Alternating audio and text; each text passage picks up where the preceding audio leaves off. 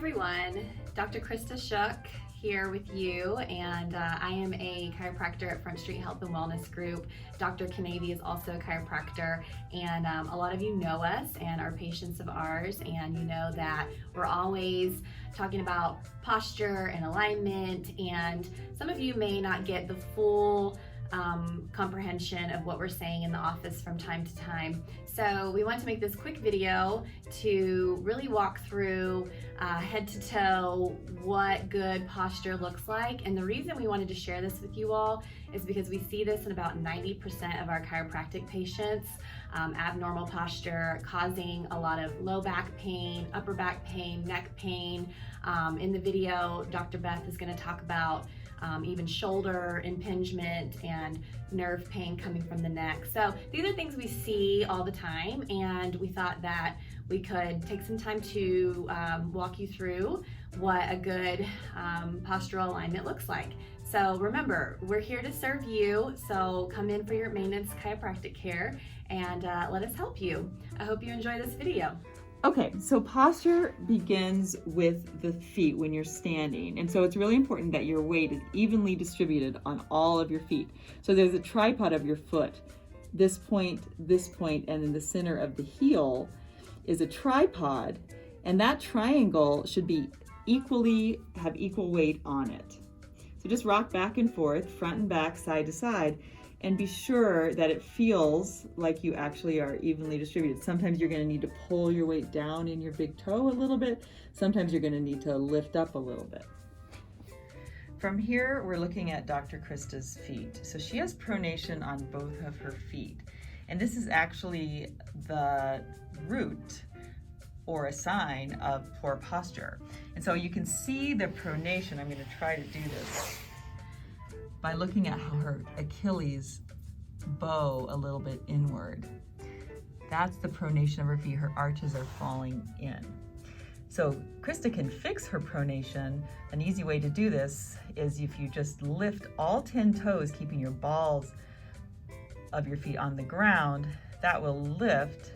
Do it on both feet, Krista. There you go. Yeah, that lifts your arch up and aligns your heels. And then if you maintain your arch, you can lower your toes down, and that is good foot posture. As we were talking about the pronation, your feet falling in, the lifting of the pronation actually is a part of the low core firing. The inner leg line all the way up from the feet all the way up through your belly button will lift your arches up. And that's so important for posture, this lifting up and a slight tuck of the tailbone. And if you really want to get picky, you can actually start to fire around your hips, your glutes, to get a little bit of external rotation of your femurs, your thigh bones. From here, we're looking at Krista's posture. So with her posture, she has an increased lordosis, this increased curve here. And that is a sign that your low core is not firing.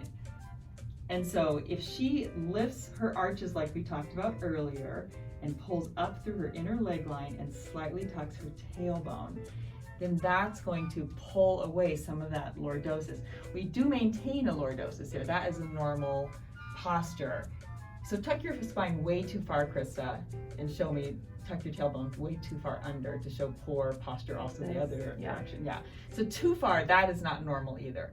So it's somewhere between fully relaxed, where her butt's sticking way out, and fully engaged is where a good posture is. Krista's arches are lifted, her tailbone's tucked under. From here, we need to keep going up. So we're going to have Krista lift from her sternum right here, lift up towards the ceiling. Imagine a string, but then you see what happens? Her ribs kind of shot out. So we got to keep the ribs, what we call knitted in, while you lift from the sternum.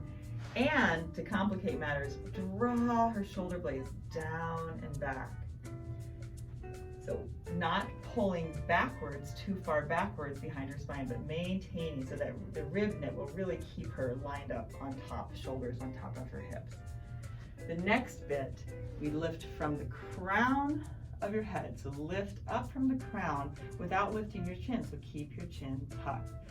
Now, so she's pretty lined up, ears on top of shoulders, on top of hips.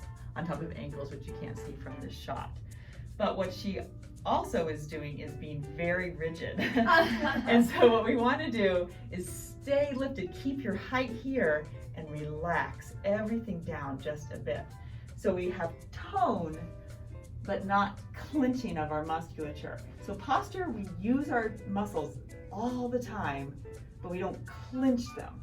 So with the upper back posture, a lot of people tend to roll their shoulders forward and slump a little bit. So we have an increased thoracic kyphosis here in the upper back and a compression in the front and the chest muscles, as well as the forward head posture. The head comes way forward. Lift your chin a little, and then you really, there's a nice forward slumpy head posture.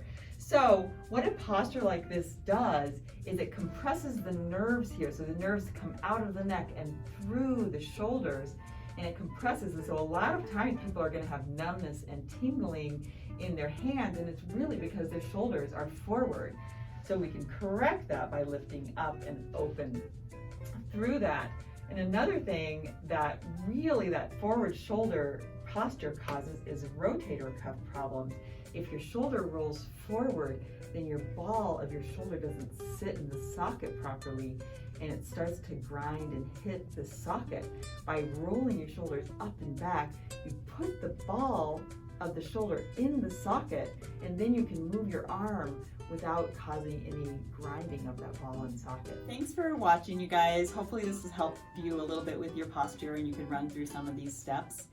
And just remember, if you are having some of these aches and pains, you might try getting a chiropractic adjustment, because sometimes when you're having poor posture for a long time, it becomes very difficult to actually straighten up, and chiropractic actually can really help you achieve good posture.